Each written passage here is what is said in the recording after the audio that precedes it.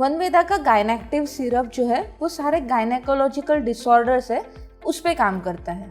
इसके जो इंग्रेडिएंट्स है उसमें अशोक, धातकी, लोध्र, वासा, कुमुद, ये सारे इसके मेन इंग्रेडिएंट्स हैं। इसमें जो अशोक है, अशोक वृक्ष आपने सुना होगा, अशोक वाटिका वगैरह रामायण में, तो वो अशोक वृक्ष है।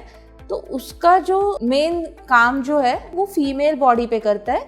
फीमेल रिप्रोडक्टिव सिस्टम के जो भी डिसऑर्डर्स है उस पे अशोक काम करता है। अशोक का नाम अशोक इसीलिए है क्योंकि वो फीमेल्स के सारे जो शोक है, गायनेकोलॉजिकल डिसऑर्डर्स जो है जिसके कारण फीमेल दुखी होती है, शोकमग्न होती है, जैसे कि वाइट डिस्चार्ज होना, ब्लीडिंग ज़्यादा होना, इरेग्युलर मेंसेस होना या ब्लीडिंग कम होना, मेंसेस के ड्यूरिंग मेंसेस पेन होना, ये सारे फीमेल के एक दुखी होने के कारण है, शोकमग्न होने के कारण है। ये सारे कारण को दूर करने वाला, इसीलिए इसको अशोक कहा जाता है। ये सारे गायनेकोलॉजिकल प्रॉब्लम्स पे काम करता है। जैसे अगर ज़्यादा ब्लीडिंग हो रही है तो वो ब्लीडिंग कम करता है या रोक देता है। साथ में जो अगर पेन हो रहा है तो पेन भी कम करता है। तो अशोक गायनेक्टिव सिरप का एक मेन इंग्रेडिएंट है। इसके साथ इसमें कुमुद है। कुमुद कमल का एक प्रकार है। तो अब कुमुद इसमें इंग्रेडिएंट होने का रीजन क्या है, तो इसके पीछे एक बहुत सुंदर स्टोरी है। जैसे आप सब जानते हैं कि विष्णु भगवान शेष शैया पर विराजमान है, क्षीर सागर के अंदर है। ये एक फोटो हमने सबने देखी हुई है, वर्णन भी हमने सुना हुआ है। तो उनके नाभि में से एक कमल निकल रहा है और उस कमल पे ब्रह्मा जी विराजमान है। नाभि जो है वो सिंबॉलिक है न्यू जनरेशन की या फिर रिप्रोडक्शन की या निर्मिति की। तो नाभि में से जो कमल निकला हुआ है, विष्णु जी के नाभि से कमल निकला हुआ है, उस कमल पे ब्रह्मा जी विराजमान है। अब ब्रह्मा जी क्या रिप्रेजेंट करते हैं, तो सृष्टि की निर्मिति। तो ये जो कुमुद है, कमल का फूल जो है, वो सृष्टि निर्मित, उस पर विराजमान होकर सृष्टि की निर्मिति हुई।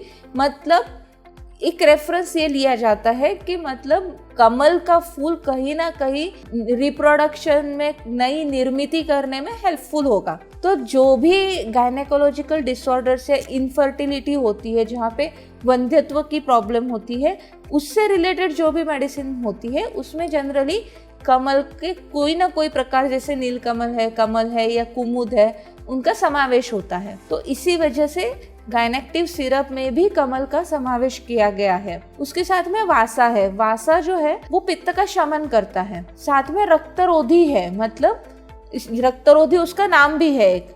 रक्तरोधी का मतलब जहाँ हेवी ब्लीडिंग होता है, मेट्रोरेजिया की प्रॉब्लम होती है, वहाँ पे वासा बहुत अच्छा काम करेगा। तो ये सारे जो इंग्रेडिएंट्स है, वो सारे इंग्रेडिएंट्स मिलके सारे गायनेकोलॉजिकल डिसऑर्डर्स पे काम करते हैं।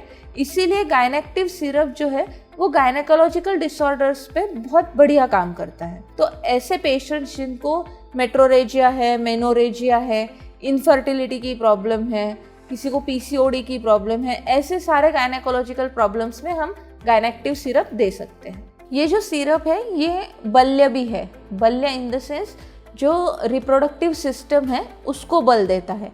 जैसे बहुत से पेशेंट्स को ऐसे होते हैं जिनको रिकरेंट एबॉर्शन होता है क्योंकि उनके यूटेरस के वो स्ट्रेंथ ही नहीं होती, यूटेराइन मसल में वो स्ट्रेंथ नहीं होती कि वो प्रेगनेंसी को होल्ड कर सके, वो फीटस का वेट मेंटेन कर सके। तो उसके लिए ऐसे पेशेंट्स में भी हम गायनेक्टिव सिरप रिकमेंड कर सकते हैं। साथ ही में ये रसायन भी है। रसायन वो होता है कि हमारी बॉडी में जो ऑर्गन्स है या हमारी बॉडी को एक मशीन की तरह समझिए कि मशीन जितना ज़्यादा यूज़ होगा उसको मेंटेनेंस की ज़रूरत पड़ती है। वो उसकी जो नया मशीन होता है उसकी जो प्रोडक्टिविटी होती है या काम करने की कैपेसिटी होती है, तो एक पुराना मशीन वो कैपेसिटी या वो प्रोडक्टिविटी नहीं दे सकता। उसी तरह से हमारे बॉडी ऑर्गन्स जैसे जैसे एज बढ़ती जाती है, हमारे बॉडी ऑर्गन्स भी वीक होते हैं, उनका काम करने की कैपेसिटी कम हो जाती है।